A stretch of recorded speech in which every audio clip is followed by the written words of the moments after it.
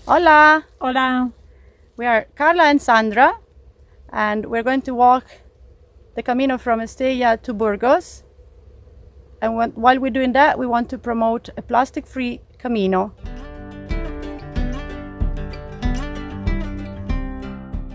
Hi everyone, I'm Caitlin from Follow the Camino, and today we're doing a Camino talk with Sandra, who recently did a walk along the Camino, which was a plastic-free Camino with her friend Carla in 2019. And all along the way, they had a big banner attached to their backs, and they were picking up rubbish as they walked the Camino to try and leave it a better place than they found it. So thank you so much for joining me, Sandra. Thank you for the opportunity to talk about our project. Absolutely. Now you were tweeting all along the way, so people can go and have a look at some of the pieces that you put up on Twitter. But we're just going to ask a few questions about how that journey was for you and what you learned. Yeah, sure. Great. So your first question: had you done a pilgrimage before you started walking the Camino with your plastic-free message? Well, we did the first leg of the Camino in 2018. It's from basically Saint Jean to Estella, and so we decided to do another bit last year. Last summer, we decided to continue, and the first was very different because we were like with an organized group with the luggage transferred and accommodation booked. So this time we just used the knowledge that we had the first year, but we added the element of picking up the plastic, but that came after we booked the flights and we planned the stages. It was my idea basically to put it to add the initiative of picking up the plastic along the way. Very cool. And so tell us about the journey walking the Camino, the plastic-free Camino. Where did the idea come from? And were you already trying to live a low plastic life beforehand? Well, yes and no. Well, me in particular, I was always been sensitive to environmental issues, always trying to do my best to recycle. But then last year in May, in particular, I became aware that recycling is not the first choice anymore. In fact, it's not as effective as I believed. Like all my beliefs kind of like crashed when I realized that there is more to recycling, because you can only recycle plastic so many times, for example, and then eventually it become a product like this that you can't recycle, you know. And I never actually thought where all this plastic was going to go. And then I started I come across information like about microplastics that I never heard before. For example, there's a short clip of a river in Guatemala. If you Google Guatemala River, and you'll see it like 9 seconds, but it's like full of plastic just flowing. You know, I was in shock. Like here, we have it easy, I suppose, because everybody, you know, has to be kept in check, you know, by the, you know, government and so on. But not everywhere is the same, and that all affects us globally. You know, it's not just a piece of plastic I throw here doesn't necessarily stay here. It might flow somewhere in the ocean. And I became aware of the existence of this what's it called, the Great Pacific Garbage Patch, which is the largest. It's like 3 times the size of Texas, but it's every ocean has got a patch of garbage. Then when last summer we were going for, you know, walks here on the mountains, the Dublin mountains, on local trails, we started noticing the plastic, you know, that there was there, like bottles mostly, or cans, which is not plastic, but we started picking up stuff that, you know, rubbish that we found along the way as we were doing the walks here around the Dublin mountains. And that kind of became like an eye opener, because we realized that supposed to get used to seeing, you know, the bits and pieces along the road. They become like normal, and it shouldn't be. So then suppose once we planned the trip, I don't know, I just had this idea one day. I said, Carla, let's go and pick up plastic along the Camino while we're walking. And we send a message, and like literally 2 weeks before the trip started, I created the logo that you see at the end of the videos, and the sort of Facebook page, the Twitter account, and so on. And so I kind of had a lot, you know, social media set up before we left. And then we didn't know any better, to be honest, apart from that. But we chose the Camino, I suppose, not just because, you know, we've thought the Camino might be dirty or not. We didn't even know about that. We didn't know what to expect. But it was just something symbolic, because everybody knows the Camino, and even, I mean, it's respected, even if you haven't done it, or, you know, if you've done it, you love it. So it's something cherished, like the oceans or the forests, you know. So instead of going to the Himalaya, we to the Camino and we collect plastic along the Camino and we send a message. We had planned the stages before, you know, we put the thought of how it's, you know, tiring could be to go and walk and pick up plastic. That's something we learned along the way. And actually, on that topic, which route did you do? We did from Estella, so we continued from Estella to Burgos, which is 172 kilometers roughly. Did the stages, you know, like you have on, you know, the traditional maps, more or less. And also based on the days that we had available for the holidays. And we decided to do the traditional way as well, kind of like without, you know, luggage transfer. So we brought with us whatever it was with us, we carried all the time. And then we didn't want to book places every night. We only booked the first night because we knew we'd arrive late, because we started like 4 or 5 o'clock in Estella, and then in Logroño and Burgos, because we stayed a couple of nights there. And the other places we didn't want to book. We wanted a kind of like a minimalist experience. So we actually had, like most people would have 35-liter backpack. We had a 25-liter backpack. We managed to fit everything that we really needed. Like I made a list from the previous year, what I really used, you know, and I stuck to that. I brought with us the banners. I made the banners, and we found a way to stick them to the backpacks. And then also a rubbish bag, blue. It became like our mascot. Was quite sturdy as well. And then I had a spare one, a black one, just in case, you know. And it proved to be handy, because as we were walking, we basically shared the road. Like I had the left-hand side and Carla the right-hand side, and so sometimes having a bag each was handy. So that was the basics, really. Then we learned more along the way. How did you find the walk? Oh my God, I took notes every evening. I kept a journal, so before the interview I looked back at my notes, and I could see how my expectations changed from the beginning. I suppose initially we thought, I don't know, that people would be like, oh wow, that's a great idea, and join us. No way. That didn't happen. That was the biggest disappointment.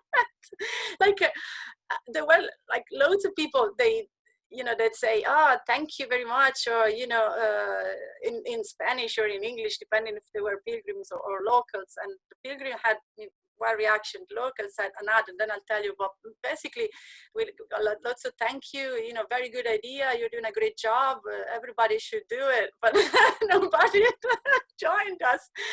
There was one man on the second day, he found a plastic bottle and he picked it up before me, and he said, I can carry that. And then I remember another day that a man picked up a plastic bottle and he gave it to me, though, as we were walking. And then there was a lady, she said, thank you very much. We should all do this. And I looked at her and I said, I have a spare bag. And she just carried on. She laughed, wow. But she continued. I was like, I have a spare bag, you know.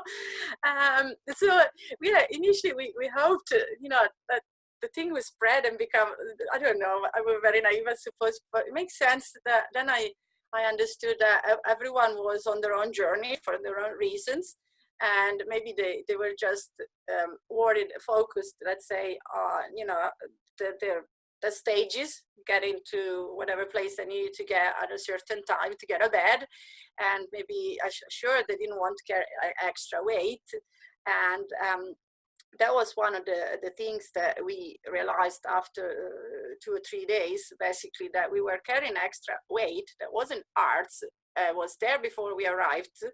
And I suppose I can anticipate one of the conclusions that I reached personally was that, you know, if you think the metaphor of the Camino is like represent life journey. and we're on this life journey, and we carry our own burden, you know, and whether you travel light or not depends on you. There was lots of gratitude, you know, lots of gratitude, some admiration. Some people maybe must have thought that we were crazy, and some were skeptics maybe, and we also felt sometimes misunderstood in our intentions. Like, as I said, the locals would interpret in a different way. Like everybody seemed to think that they were, you know, it was somebody else's plastic, basically, like it wasn't me, kind of thing, you know. Oh, thank you, everybody should do it. We were just sending a message for everybody to make them aware of how much plastic we were surrounded, how much we're dependent on plastic, and on, you know, and also to try and see, you know, to spread this awareness, and see if everybody would adjust their behavior in every environment, not just the Camino. So that was like something that we you know, we realized along the way, how the locals, they were like, thank you, but then also tried to point the fingers at the pilgrims, you know, it's pilgrims, they do this or that. It's like, no, you would be surprised of the stuff we found in the fields, you know. Where would you say you found the most rubbish, and was there any way that you worked out like how much rubbish you picked up? Every time we found a bin, we unloaded the bag, because you don't know when you find the next one, and then we documented that with other photos or videos. With pretty much a bag, at least a bag in between villages. Now it could be, you know, maybe 5-6 kilometers between villages, but for example, from Logroño till outside Navarrete, there was about 12 kilometers, and we also had one bag each by then. Because you have like an urban area, like a village or a town or a city, even worse, it makes sense to think, because there are there is more concentration of people, but we didn't think about it until we actually realized. But now it makes sense to think that just before a town and just upon leaving a town, that's where you find, you know, waste, rubbish, or, you know, packages, wraps and cans, packs of cigarettes, because, you know, that's people maybe in the open countryside not so much. But what happened is that we leave a town, let's say, you know, for example, Villa Mayor, and then we start picking up, because that's you know, the outskirts of the village. So we already have half a bag full, and we have to carry the half a bag for kilometers and kilometers, because there is no bin. If the outskirts had been clean, the rest of the walk would have been smoother for us, because there isn't much along the country road as such, to be honest. We established 2 rules. One was that we weren't going to clean the roads. Okay, so once we hit the town, okay, that's it, that's the stop. You know, once it becomes like a urban areas where people live, I said, we don't work for the local authorities and the municipality here. We're not here to clean the streets. They can do it themselves. That was beyond the point, and it was too much. The second rule was that if, like, we got up early, you know, before sunrise every morning basically, and so we would start maybe 6:30 or 6:45 before sunrise. And I said, well, we can't see, we can't pick up. So until there was enough sunlight to see, we had at least 45 minutes, 50 maybe minutes that we could just walk along the Camino and pick up a bit of pace, you know, and take beautiful photos of the sunlight, you know, of the sunrise. And did you ever consider dropping the project at any stage along the way? I did, to be honest. I did, yeah.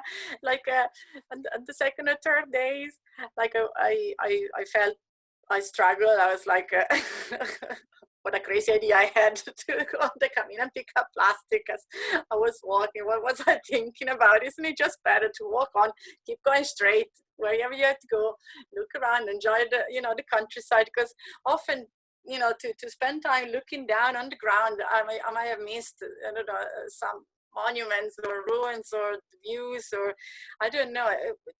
Like picking up plastic, like you said before, added a strain on the body, and that's supposed. As I said, we planned the stages first, the kilometers as set out in, you know, in the books, and then we added extra effort. which is like a bending down sideways, you know, sometimes going up on the slopes or down in the ditches to reach a plastic bottle or something else. And that wasn't just, you know, lots of movement for the body, but it lengthened the time that we spent on our feet every day. It was a second day I said, I'm done, I take a taxi, I finished the day. And Carla was marvelous. I had to say, like, she kept the project together in the end. She kept going. She encouraged me to keep going, and you know, no, come on, Sandra, don't be like that. We can, you know, finish today. But there's lots of things to say here. First of all, I had like when you walk with someone, you know, and you pick up a pace, say without plastic, you know, normal Camino, and that helps. Moment of struggle when we left to Santo Domingo de la Calzada, which was let me see, day 7. My sole, the boot of my sole, sorry, the sole of my boot became detached, like a open mouth like that, and I had to walk the whole day with that, and then it got worse because you know, you have to try and keep your foot higher to avoid, you know, rubbing the sole. But then when we got to Belorado, they told me that the last shoe repairer had retired the year before, and the lady from the albergue gave me some tape, you know, the brown tape, but that lasted 2 hours the next morning, and I was like, how am I gonna do this? And then I said, please God help me. And then we stopped in this village after Belorado, 2-3 villages after Belorado, and I saw a string, one of those strings they use in the farms, like it's more than one string rowed together, so it's very sturdy, you know, to keep like I don't know, poles together. Anyway, there was this piece of string that I tied up to the boot and the ankle to keep the sole together. And the irony of all was that basically I got saved by a piece of plastic abandoned in the countryside. I know, it's just, this is the problem with plastic, because it was made to last. It's virtually indestructible, and that's why it remains in the environment for hundreds of years. You know, like if you think about it, the first toothbrush that I ever used is probably still out there somewhere. If it's not in the ocean and it didn't get incinerated, it's somewhere in landfill. But you know, all the plastic that we produce, it doesn't, you know, decay like organic material. And so, yeah, ironically, a piece of string last me until I got to Burgos and beyond. Then every evening I would have another pair of sandals to wear, you know. Another moment of frustration I want to say is, coincidentally, on the first morning and the last day, that someone made a comment when they saw our banners. Not nobody else, but there was this a girl and a woman. They saw I had like a big plastic bottle on the side of my backpack, and I used the bottle many times, and she said, but you talk about plastic free Camino, but then you have a plastic bottle with you. By the end of the walk, I didn't have the energy to answer that comment. But initially I said to this girl, like, she had one of those aluminum bottles that they sell now. To be honest, I don't know why that is more environmentally friendly than a plastic bottle that I used like 1,000 times. The problem with the plastic is also our behavior. It's not just, you know, that it doesn't decay or become compost. It's just we buy a bottle and then throw it away soon after. It doesn't even stay 5 minutes in our hands, you know. And I want to say to this girl, like, I think perception of people is also what matters, because, as I said, we don't see how much plastic is around us, but also this has become the symbol of the problem, a plastic bottle. But I said, what about your backpack? What about your pants? What about your top? They're made of polyester. I mean, that's petroleum-based products, okay? So if you really want to do the Camino plastic free, you should wear cotton, linen, which sticks to you, and it's not pleasant when you sweat. A backpack made of canvas, you know, leather sandals, like basically the pilgrims of up to 200 years ago, when there was no plastic. If you really want to do a plastic-free Camino, you know, don't come and tell me about my plastic bottle when you wear polyester. You know, I didn't say anything to her, but it's just to make you think how people perceive. We don't realize, but that's a problem.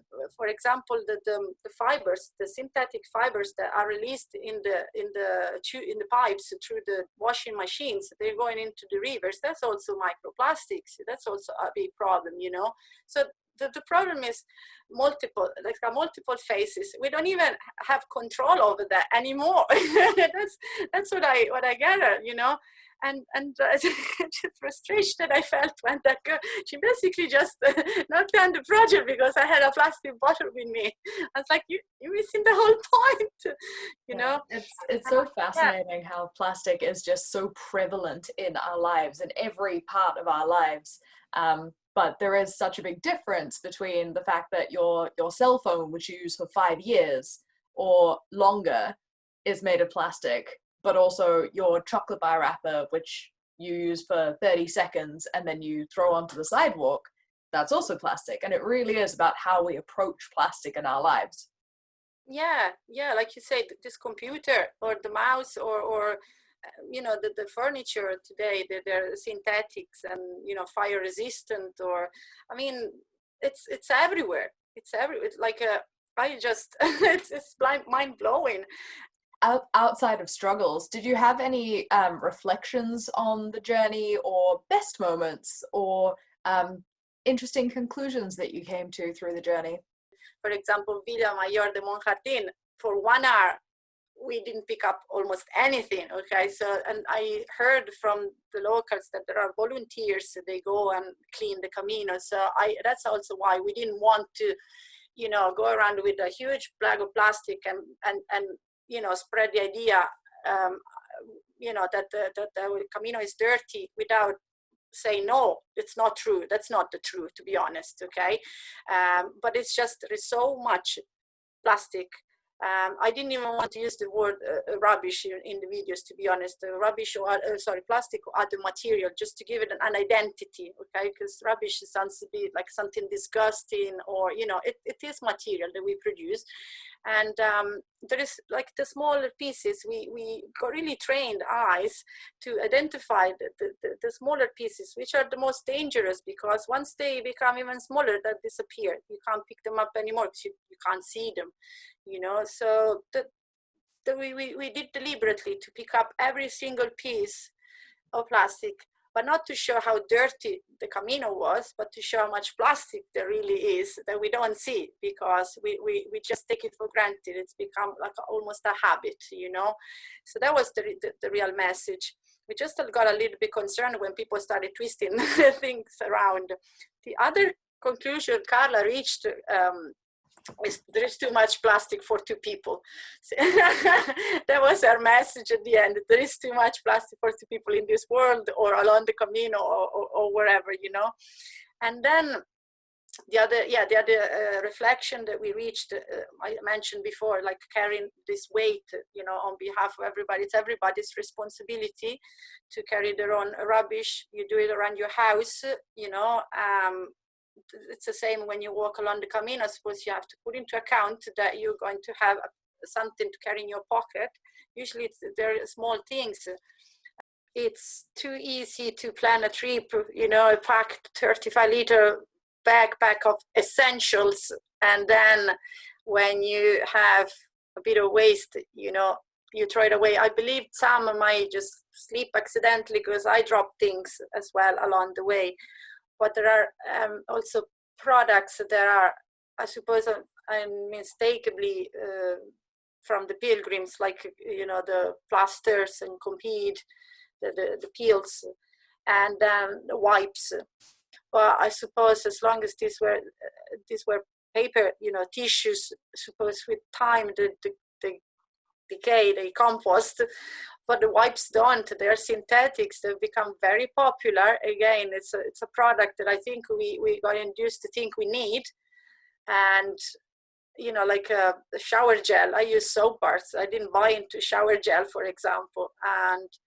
And they are really everywhere. That was one of the products I got organized for my needs. If I had needed, I didn't really need it, not to have a small bag like a dog poo bag, you know, and to put your tissues, and then when you can, you empty it, and that would be one thing. And also, yeah, just like if it's peel of a plaster, you just put in your pockets. I don't understand the reason to leave it around, because it's so light. I suppose everybody has to carry their own weight. So that's the message of the Camino, including the rubbish.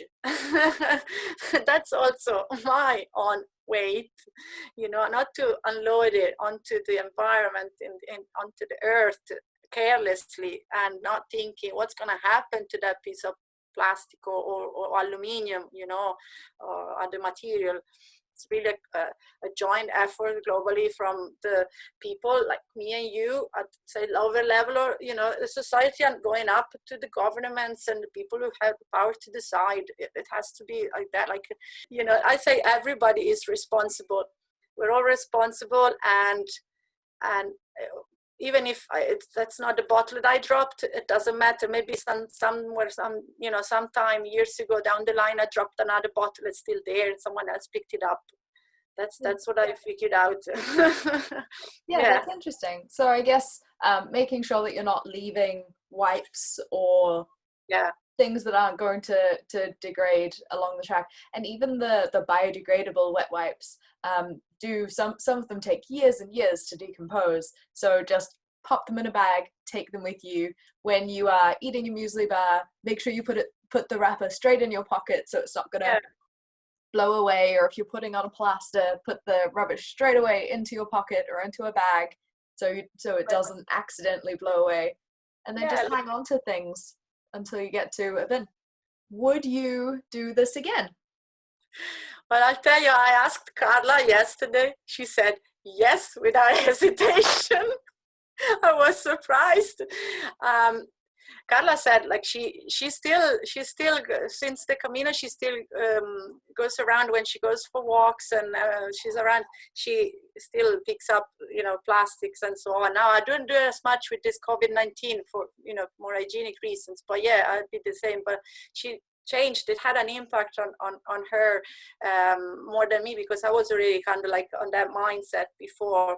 For me, if I do it again, not the same way. I'd say I would plan now max 20 kilometers per day, because I realized this is as much as I can handle comfortably to arrive at any place, like maybe just at 3-4 o'clock, like with the other pilgrims, but walking fewer kilometers. And also, I know there are some people, they do the Camino, you know, more than once. This is my first Camino. I felt like I wanted to enjoy it. I missed out things like going to see the caged hands in the cathedral in Santo Domingo de la Calzada. I missed that.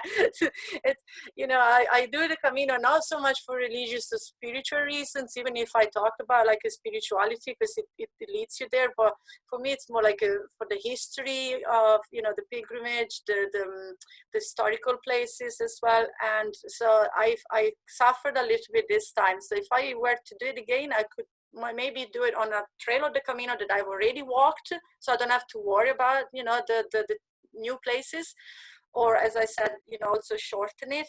Or maybe this time I'll do again for the plastic. We continue from Burgos to Leon, and then in the future I'll do the same trail but just walking it, you know, normally. Someone in San Juan de Ortega, in the monastery there, they told us that the part from Leon to Compostela is actually even more polluted, dirtier, because that's where loads of people, you know, do the Camino. The last 100 kilometers is more popular. So I'm thinking about it, like, do I really want to do this past Leon? I don't know. So it was fairly, you know, clean all in all. I want to say that, you know, it's just like, as I said, we wanted to pick up every single piece that we leave in the environment, because that's a mark of our passage, you know, there in, I suppose, in a way that's a bit non-environmentally friendly. Thank you so much. That's a really interesting answer, and all of your answers have been very interesting. This has been a great interview. So to all of the people who've joined us watching, thank you so much for joining us. If you enjoyed this video, pop over to Plastic Free Camino on Facebook and Twitter, because there may be another walk at some point in the future you'd like to follow, and you can see all of the videos on there that were published as they went. So give us a like on this video, subscribe to our YouTube channel, head over and follow Plastic Free Camino, and thank you so much.